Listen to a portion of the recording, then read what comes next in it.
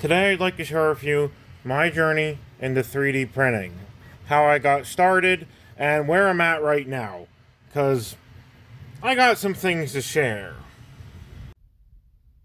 My first ever 3D printer was an Anycubic Cobra 2 Neo that I got from my sister for Christmas one year as a Christmas gift, because she heard I really wanted to get into it.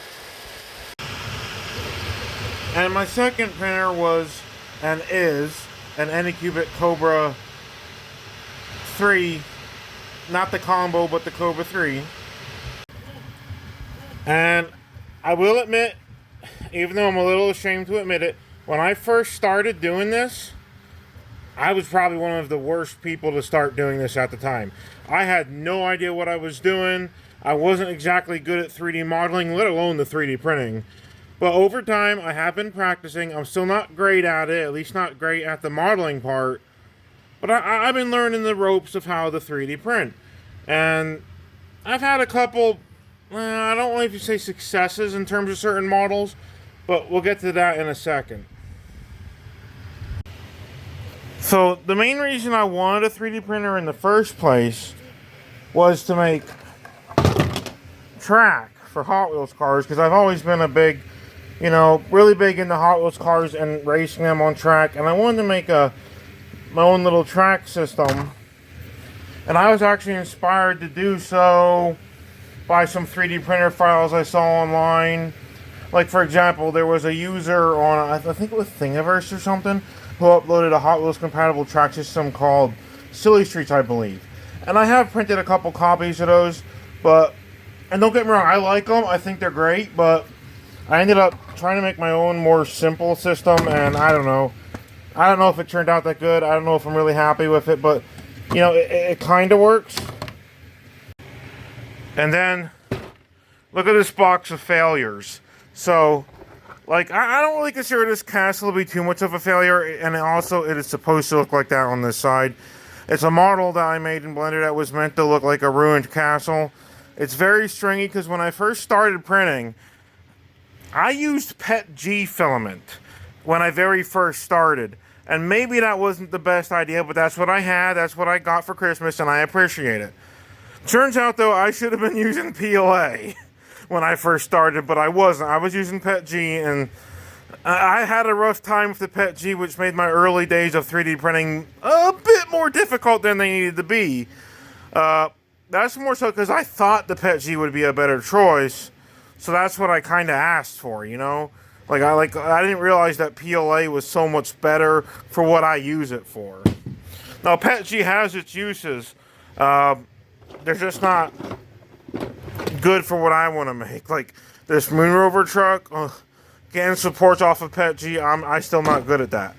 But you can see there's some old models in here that I made. I lost a file for this one based off the laser turret things from the old Star Wars Battlefront.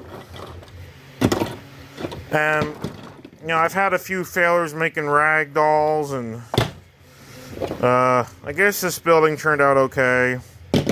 There's a whole bunch of scrap. You can kind of see the progress over time just by looking at the scraps, right? Now, you see this little, almost like a, I don't know what you call that, but like that socket shape in there.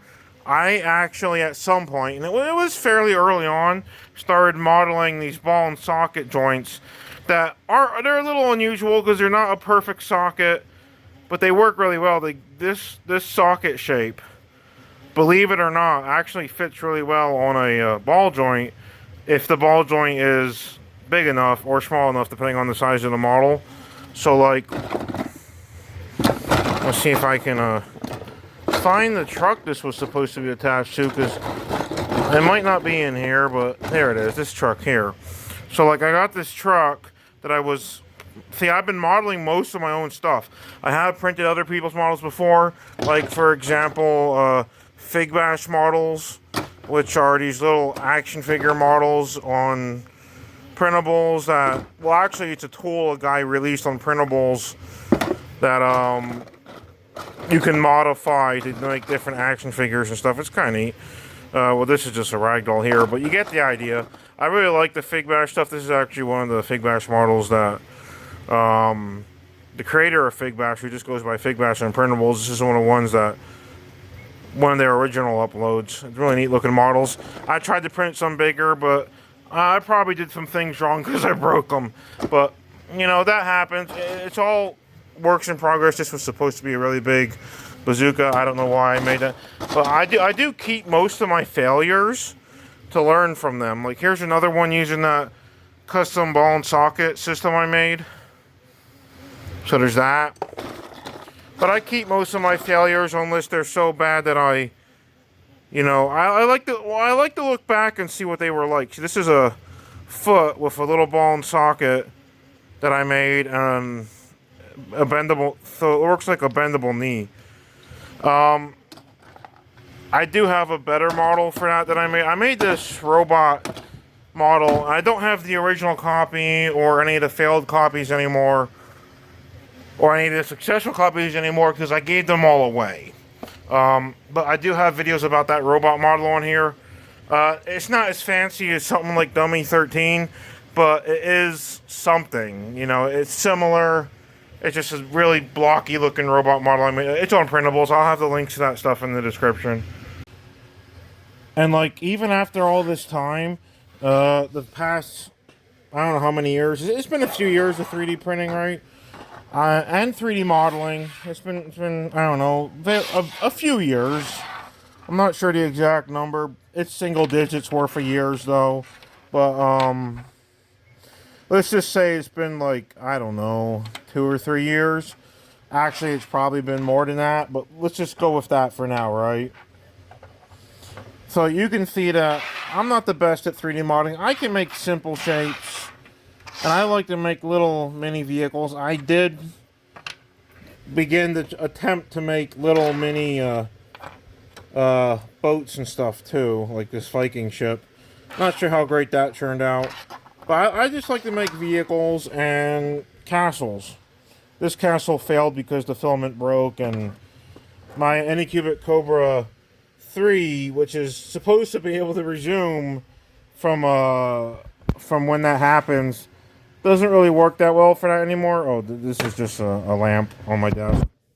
But, you know, I haven't uploaded that castle as of recording this because I haven't got a proper finished print of it yet, but there will be one done soon in a smaller scale, because there's supposed to be a whole nother, like, finished roof here, and this is supposed to be a little taller. I'm making a smaller version of the whole thing so I can have an example later, but I've been learning all the filaments over time. I'm still having slight, occasional issues with some tearing, but that's mostly on the Cobra 2 Neo. I don't know what's going on there, because this doesn't really happen on the Cobra 3, and because I was so new to it and such a novice when I first started, I'm still not, I wouldn't say I'm much above a novice still, even after these years.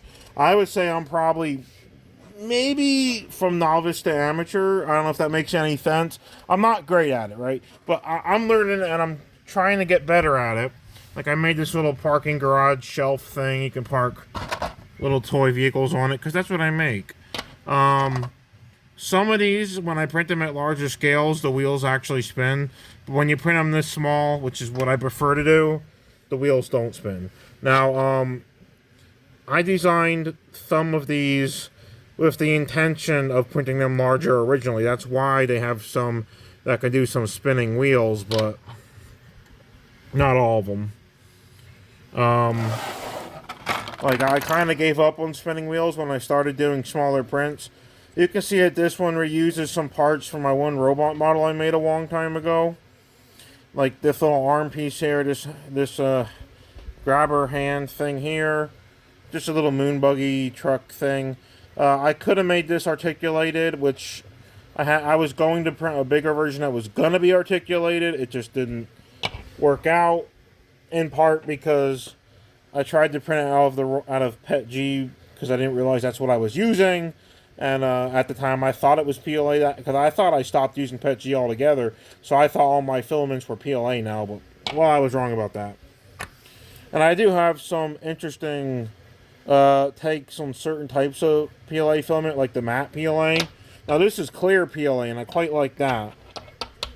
But I have worked with matte PLA before. I don't have any examples of stuff that I've printed in matte PLA here, but I don't like matte PLA. I worked with it a little bit, and I just don't really like the matte PLA. It's not fun to work with.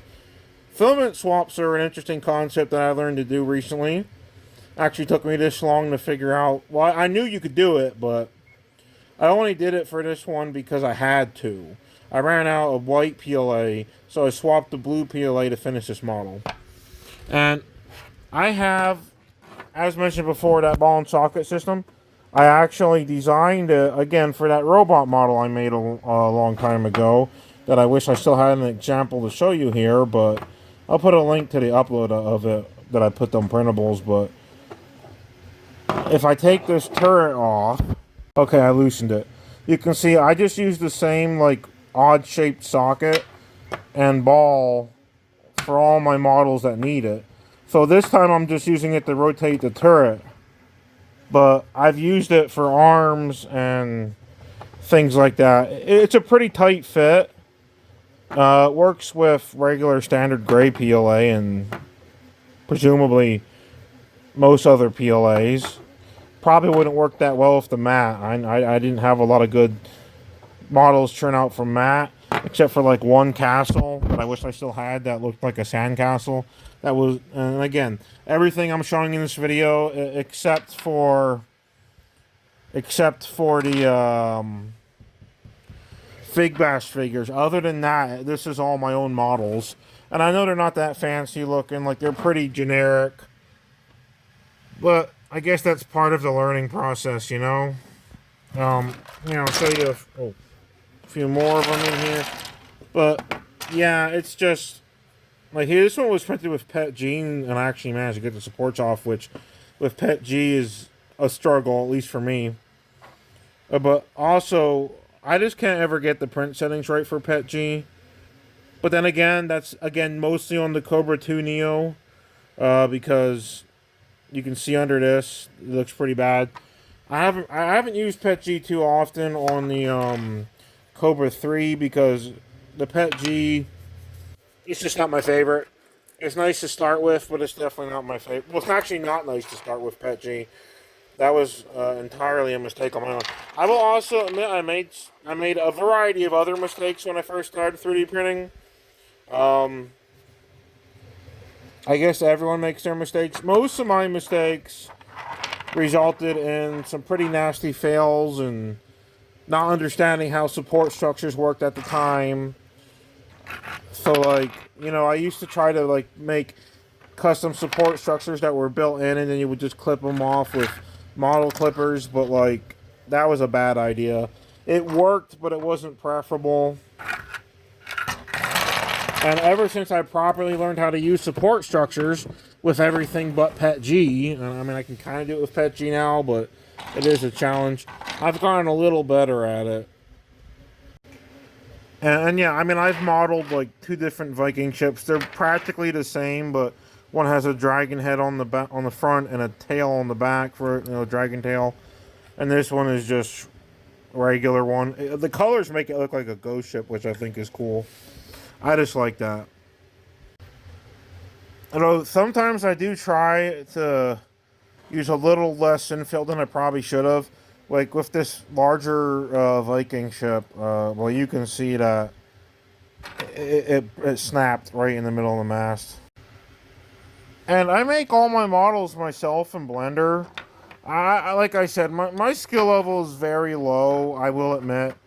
But I don't know, I think from like a simplistic toy designer standpoint, like basic old style toys that are really simple looking, like those ones you would see made out of wood back in the day, you know what I'm saying?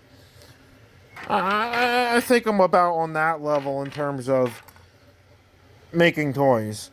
I will say that, like I said, I did give up on making wheels spin, even though I know how to do it, and I have done it. You can see, like, with my semi-truck here, pickup truck, big rig truck, I just didn't bother to make the wheels have the capability of spinning even at larger scales. Because I should probably go back and re-edit these and make it so the wheels can spin. Because like I said, I know how to make spinning wheels. I've done it before.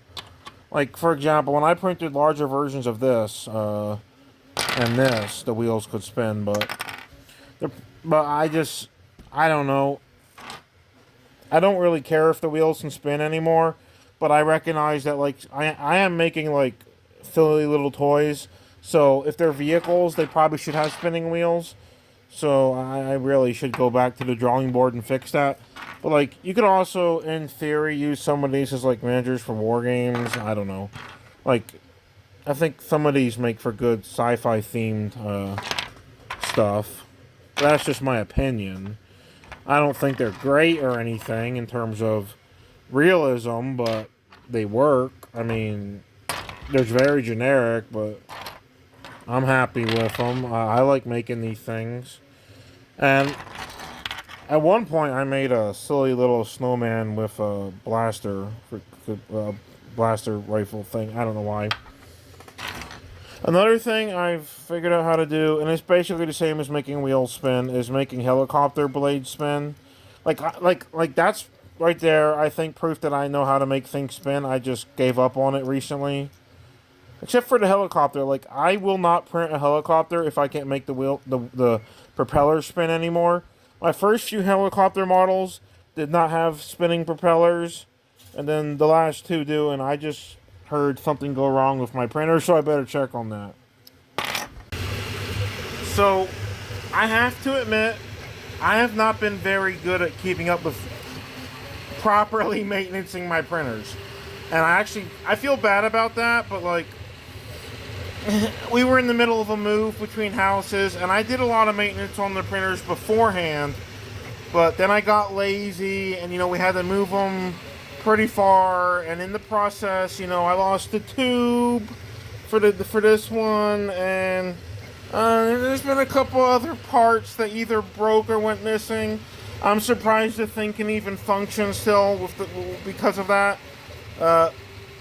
That's why I'm working on getting replacement parts. Or just saving up for a completely new printer. Because, like, I know how to maintenance these. Like I said, I got lazy because of the move. And that makes me feel bad. But like I said, it's just... I make mistakes, okay? We all make mistakes. And you can tell my build crate's not the cleanest either. But... Again, my fault for getting lazy in between the move, right? So I will admit that is entirely on me. So yeah, I really don't know what else to say, except if my inexperience upsets you in any way, shape, or form, I am deeply sorry. It's just, it takes me a while to get things figured out, and it takes me a while to learn things. Most people who get these things probably figure everything out pretty quickly compared to me, but like, I'm a slow learner, I will admit that. I've made some mistakes, but I have learned how to replace print heads a couple of times, in part because I used matte PLA and I just didn't know what I was doing with it, and it failed really bad, and it was a mess, and I don't like matte PLA. I have nightmares of that stuff ever since it clogged up the one printer. I've had such nightmares. It's so horrible. But like, you learn as you go, right? But I really don't know what else to say other than I am very sorry if my inexperience with this is very cringe. I'm sure it is. My whole video editing or lack of video editing is probably also very cringe, and I'm sorry about that. I'm not good at that stuff, but I just wanted to share my experience with this stuff, with 3D printing and whatnot. So, yeah. Thanks for watching. I have a lot of projects coming along down the line. There's some interesting stuff coming along, so lots of models. Like I said, I'm just making little tiny toys, but like I love them. I love the little things. Like I don't know, some of them are like Micro Machine scale, if you remember those. But yeah, it's all like little, I don't know, almost like Hot Wheels sized vehicles in some cases. Anyways, thanks for checking this out, and yeah, I know I'm not good at this. I will admit it. I will admit that I kind of suck at this, but like I especially the video making part. But thank you for watching. If you made it through this far, or to be more exact, if you survived this long enough to see this much of the video, thank you for watching. I better stop repeating myself. Bye for now. One last thing, the castle finished. And this time it actually looks a little better. I'm happy about that. I'll take the supports off later.